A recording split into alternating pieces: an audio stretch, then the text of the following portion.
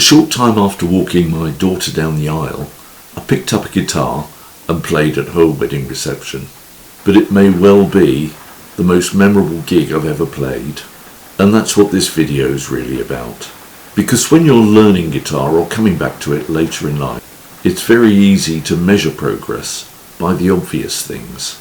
But sometimes music gives you something that's much bigger than that. Sometimes being able to play a few songs means you get to be a part of a moment that will stay with you for the rest of your life.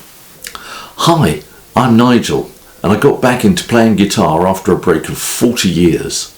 On this channel, I talk about what it's really like to start again later in life. The nerves, the mistakes, the first open mics, the first gigs, and the moments that really make it worthwhile. And for me, this was a big one. My daughter got married in the UK just after COVID.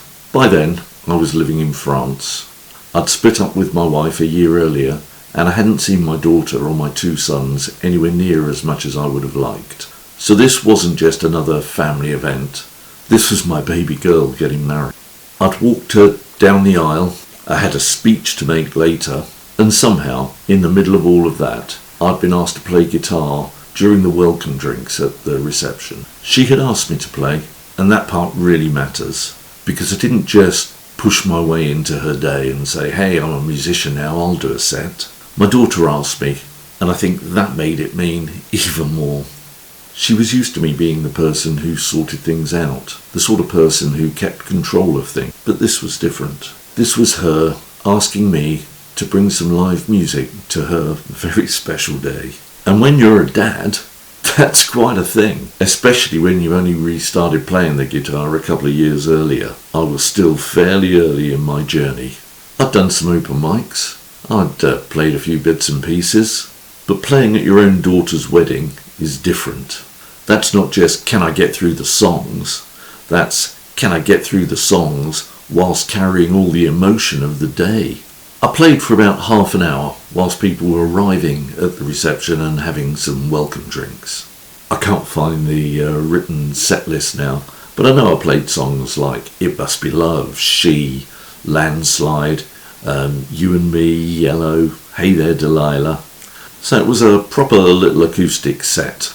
Not a massive performance, not a whole evening gig, just half an hour of music to help create the right atmosphere as people arrived. And that's an important thing to remember. Not every performance has to be dramatic. Not every performance has to be a headline slot. Sometimes your job as a musician is simply to make the room feel better, to give people something warm as they arrive, to add something to the moment without making it all about you. And honestly, that was enough. More than enough. There was one song that mattered more than the others, Perfect by Ed Sheeran. I wanted to sing that for my daughter, and when I first started learning it, I really struggled with it.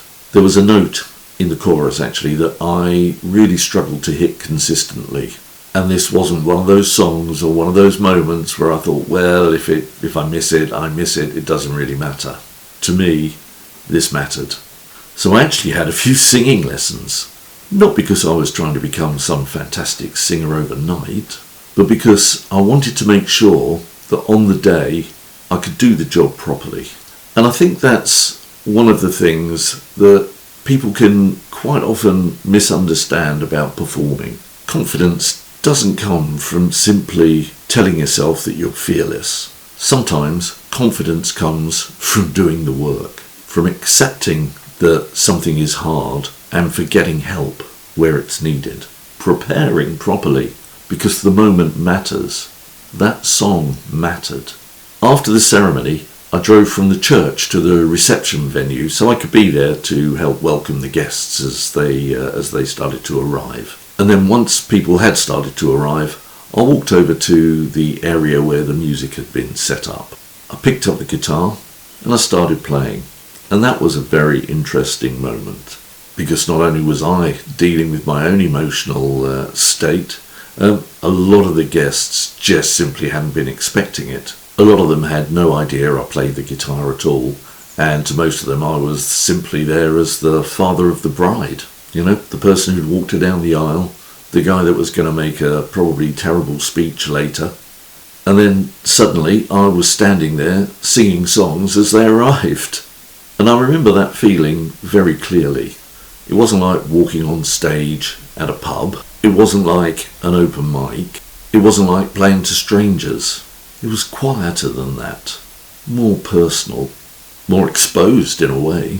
Because these were family, friends, people connected to my daughter on one of the most important days of her life. And I had to try to play well enough to add to the day, not detract from it. And the truth is, I was emotional. Of course I was. I'd just walked my daughter down the aisle.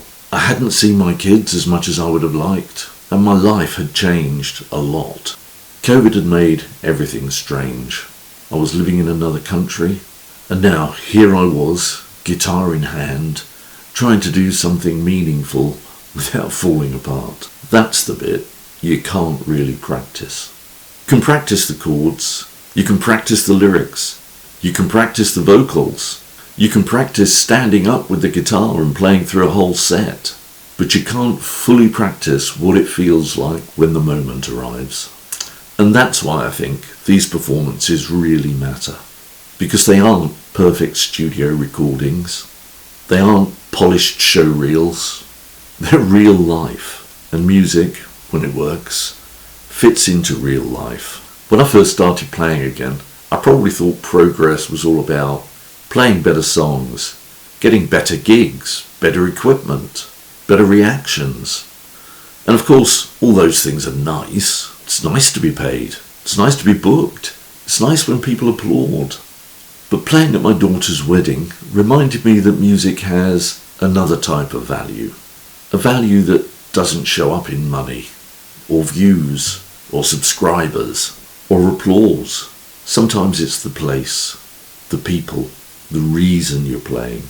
Sometimes the reward is that someone trusts you enough and asks you to be part of their important day. And that is worth a lot. So if you're learning guitar or coming back to it later in life, don't dismiss the small moments. Don't think it's only worthwhile if it's a paid gig. Don't think you're only a real musician if there's a stage or a proper sound system or a ticket. Sometimes being able to play 4 or 5 songs is enough to make you useful. Sometimes one song is enough. You might play at a family party, a birthday, a wedding, a funeral, a barbecue, a quiet evening with friends. And you may find that these moments mean far more to you than the gigs you've been chasing. That doesn't mean you shouldn't aim for proper gigs. Of course you should if that's what you want.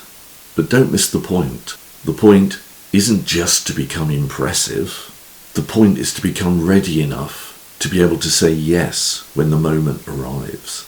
That day, I wasn't thinking about being paid. I wasn't thinking about whether it would lead to another booking. I wasn't thinking about whether it made me look like a real musician. I was thinking, my daughter asked me to do this, and I'm very glad that I could. Because a couple of years ago, before I restarted, I couldn't have. I wouldn't have had the songs. I wouldn't have had the confidence. I wouldn't have had the voice. I wouldn't have had the experience of getting up, getting through the nerves and getting through it.